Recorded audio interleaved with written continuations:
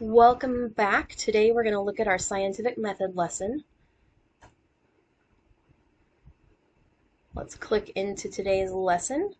The date may be different for you guys, depending on when you have me. Your bell work for today, answer in your notebook, what is the scientific method? Just go through and list out a few things that you know about it already. If we're in person, we'll talk about this in class. If you are virtual, you need to just be thinking about that while we go through the presentation. Our lesson today consists of notes that we'll go through, and then there's 2 assignments at the end. I'm going to go ahead and talk to you about these assignments before we do notes. That way, if you know what you're doing or you want to do notes on your own without waiting for me to go through it, you can go ahead and knock that out and know what to do for the lessons. So for the scientific method practice, you have 5 questions that you're going to answer, and there is a text box here that you're going to answer in. So just do your 5 questions, 1 through 5. Just type your answers. You don't have to retype the question because it's right here. So define the term scientific method, explain how and why it's used. So put that on number 1, and then just go through all 5 of these. I will change this to multiple attempts. I'm not sure why it only says 2 attempts, but I will fix that so it's multiple. Once you've done that, submit, and then move on to control and variables practice. So for this document, you have 3 scenarios to look at. The first one, Sally wants to see if a plant will grow better under red light than sunlight. She gets 2 identical plants, lets one grow under normal light and grows the other under red colored growing lights. She measures the height of each plant daily. So you are going to answer these 5 questions based on that scenario. So once we go through the notes, I will actually go through the Sally scenario with you guys and work through it with you. You are going to need to do all 3 scenarios for your homework. You can answer it in a text box. Just type Sally and answer it. Kelly, answer it. This is actually going to be 6, 7, all the way down. So you're going to do that for all of them. Kelly, 7. Why did that not go 6? There we go. 8, 9, 10. Then you have Thomas. 11, 12, 13, 14, 15. So you're going to answer all of them here and just label the section that it's in. You can also copy and paste this document into a blank Google Doc and type directly into it yourself. Click Upload, Google Assignments, and then submit it as normal. Please remember that if you submit links, I cannot see those. They will not get graded. You will get a 0 until you submit it appropriately following directions using the Google Drive or the text box. Submit when you're done, and you are good to go for the day. I'm going to go ahead and go through notes now. So if you have got this, you understand scientific method completely, you can go ahead and close up and work on your homework. If you would like to go through the notes with me, go ahead and stick around. If you want to skip ahead to the Sally scenario, I will put some timestamps in the description down below so you can jump to the Sally scenario at the end and go through that with me for an example. But let's get started. So today's notes, you're going to put whatever today's date is. You're going to title them Scientific Method. Always put the date and the title on them so that you can find them later more easily. If you're doing them in your notebook, which is what I would recommend, I would have a table of contents at the start and write all of these in order so that you know where they're at. And I would recommend numbering the pages as well. If you are a digital person and you are insisting on typing it, you can do that. I would put a separate folder for each class and then inside that have a subfolder for the topics. So your earth science class would have an astronomy folder in it right now. And then you would have a notes page that says scientific method and the date. Put the date first so it's all lined up in order in the file. It puts it in numerical order. All right, let's get started on this. We are going to full screen. So scientific method. There's 6 steps in the scientific method. This first slide, if you're one of those people that likes everything organized in one place, go ahead and write these down. We are going to go through these individually, so if you don't want this slide, if it doesn't help you, then that's fine. You can wait until we move on to the next one. Anytime we go through notes in this class, I'm going to go through them at a relatively fast pace in these recorded videos. Feel free to go ahead and pause the video anytime you need to, finish up the slide you're on, and then restart the video to move on. Take the time that you need on these, especially since you're home. Feel free to always inbox me with any questions you have after you've gone through the lesson. Make sure that you have gone through everything in the lesson to make sure you haven't missed any steps or assignments that may answer your question. So, scientific method. We have 6 steps. The first one, you have to make an observation. The second one, you're going to form a hypothesis. When you are out in the world, an observation is going to be something that you just see, hear, smell, observe somehow. You can count things, you can measure things, whatever you have an encounter with out in the world that makes you ask a question, that's an observation. Form a hypothesis, that's going to be your prediction of the answer to whatever question the observation leads you to ask. You're going to test your hypothesis, you're going to collect data and get that all organized and analyze it to figure out what it means. And then you're going to draw conclusions. Were you right? Were you not right? What can you do to make adjustments to be more accurate in the future? The last thing is communicate results. So we're going to go through each of these individually. Remember to pause the video until you're done taking notes on the slide that we're on, and then restart it to move on to the next. So details about step 1, observations. An observation is anytime you interact with the environment. You have your senses, you use tools, you see, smell, touch, hear something, you count something, you measure something. Anytime you interact with the environment and it causes you to ask a question, that's an observation that you're making. For an example of this, I'm going to have you pause this video and watch the one that's embedded here. It's super quick. Take a look at what's going on in this video, and then think about what questions come to mind.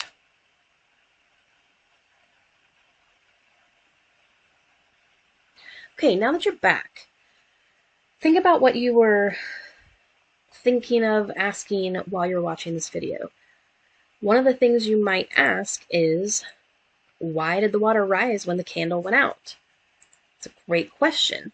Your next step then in your observations is going to be to do research to figure out if there's already an answer to that question. If someone else has already done the work, ran the experiments, done the research, your job is done. There's no reason to do years worth of experimentation on this yourself if somebody's already answered this question. So do a little digging, do a little research into it. In the case of our candle and the water, if you are interested in seeing what happened, you can watch the video that's embedded on this slide. This is the full-length video. Step number 2 is to form a hypothesis. You made your observation and asked a question. Now you're going to give us a prediction of what the answer is going to be. And that's all a hypothesis is a prediction. The one thing you do need to remember about a hypothesis is that it has to be testable. If you can't run a test on it to see if you're right, it is not a valid hypothesis.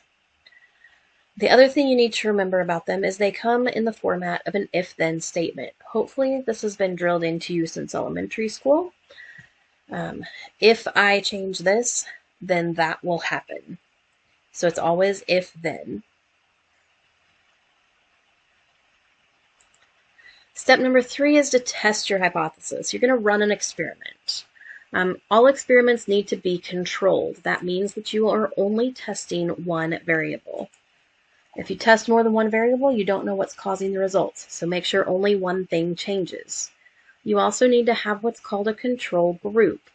A control group is your comparison group. It's the group where nothing changes. Everything is as it should be and as it would be out in the natural world.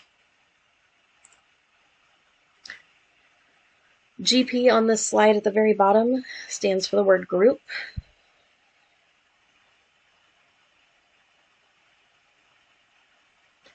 You use these to make sure that the results of your experiment are different than the normal.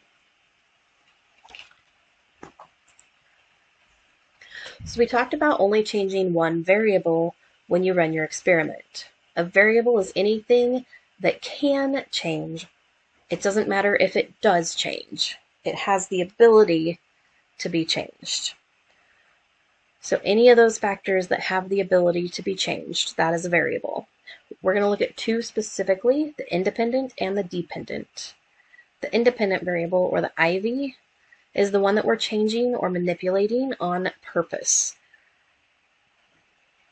It's what we're testing. The dependent variable responds to what we just did. The change in the dependent variable depends on the change we made on purpose. We're measuring the dependent variable.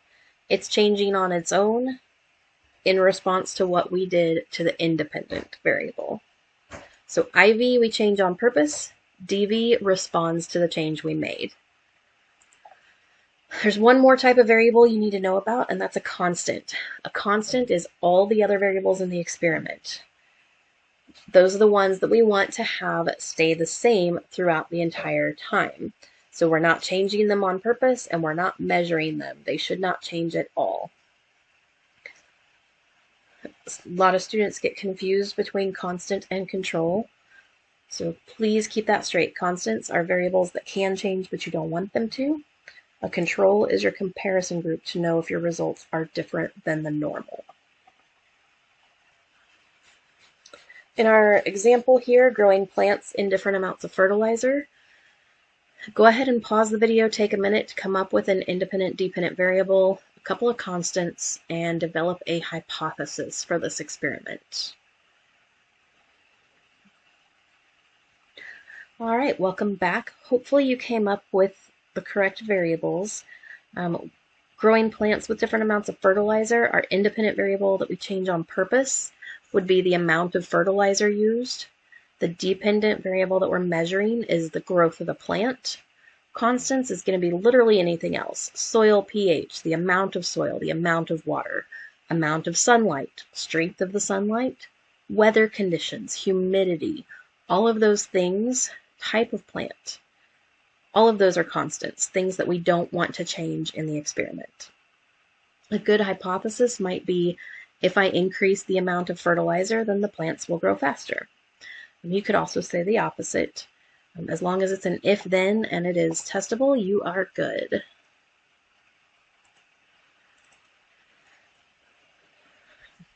One other thing about experiments, if you cannot measure or observe your results, you cannot run the experiment. You have to be able to gather data and gather results from that experiment in order for it to be valid. So that comes back to the only testing one variable. If you test more than one variable, you don't know which one is causing the change in your results. So test one variable, make sure that you can observe or measure the results.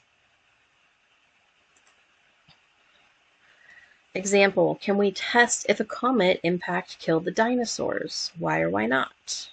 Even without the why or why not, this is not going to be a testable question because there's no way for us to observe this happening, so we cannot run this experiment.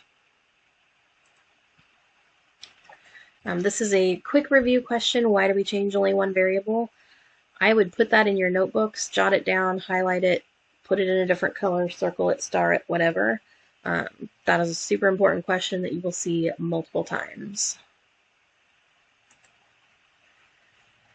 Examples of control group versus experimental group. A control group is your normal group with no exposure to the UV light in this case. The experimental group has exposure to UV light for different amount of times. So their variables would be an IV, independent variable is the amount of UV light. The dependent variable would be its effect on the plant, how much the plant grows. So step 4 deals with data. You need to collect and organize your data. You need to be able to analyze your data. So all of your results from your experiment, that's what your data is. There's two kinds of data that you can get. Qualitative is descriptive. Color, smell, sound. All of those would be qualitative data. Quantitative data is numerical. It deals with numbers, it's measurements, counting, anything that has numbers in it. In my biology class, I used to have an experiment where the students would have a blue liquid. They would exercise for a little bit and then blow into the blue liquid through a straw. As they did that, when they blow into the liquid, it would turn from blue to yellow. That color change is qualitative data. It's an observation they can make with their senses. If they measure how long it takes for the liquid to change from blue to yellow, that would be numerical data. It takes 30 seconds for the liquid to change colors. So that would then be quantitative because it deals with numbers. All of your data collection is based on either observations with your tools or your senses, and then we organize it into tables and charts to make it more easy to read, and then we use graphs to analyze it and see what it means. Once you have all this done, you analyze your graphs, you've seen all of the trends, you've determined what the data means, then you need to decide what your conclusion is going to be. Does it support your hypothesis or does it not support your hypothesis? If it does not support it, we call that refuting your hypothesis.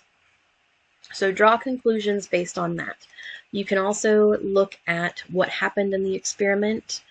Did something go wrong? Did things go as expected? Can you change something in the future? Do you need to revisit your hypothesis? All those are things you can look at in your conclusion. So decide whether or not it supports your hypothesis. If your hypothesis is not supported, your next step is then to repeat the experiment if you think that something happened and messed it up. You can go back and revise your hypothesis. Take a look at the data, and if it doesn't fit your hypothesis, change your hypothesis. Science is all about failure. You're going to fail a few times before you succeed if you have a brand new experiment and a brand new idea.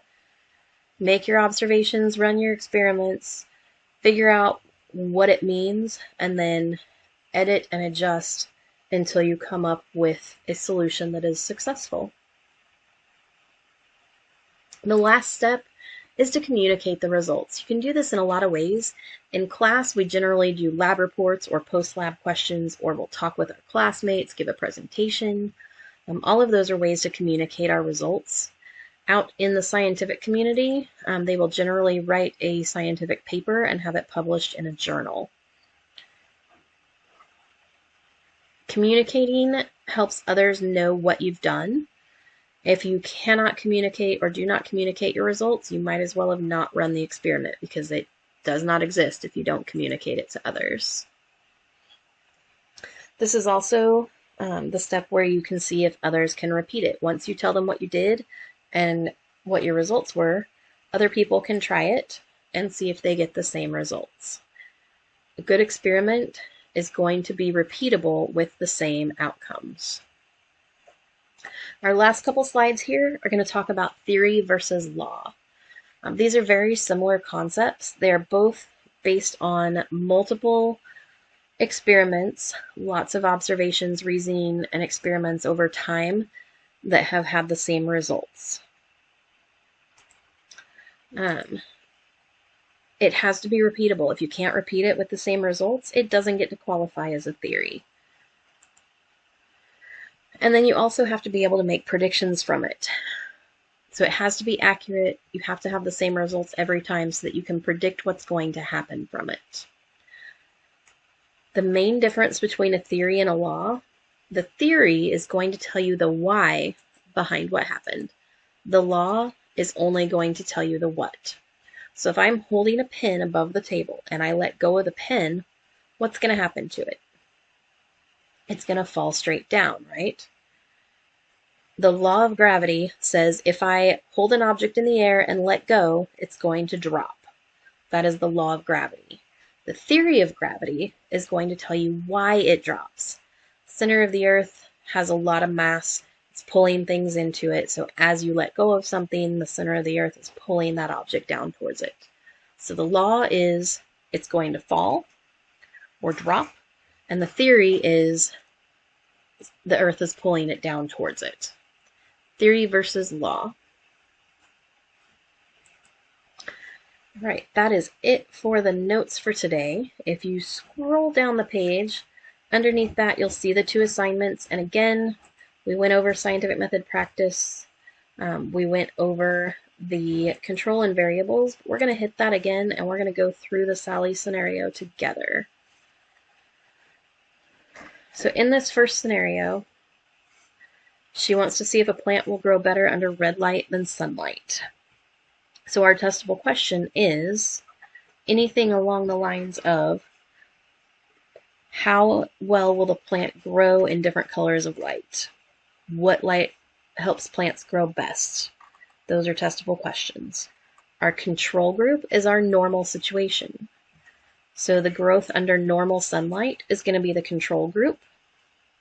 Independent variable is what we're changing. We're changing the color of the light. So our IV is the color of the light. Our dependent variable, what are we measuring in this? We're measuring the height of the plant each day, how much it grew.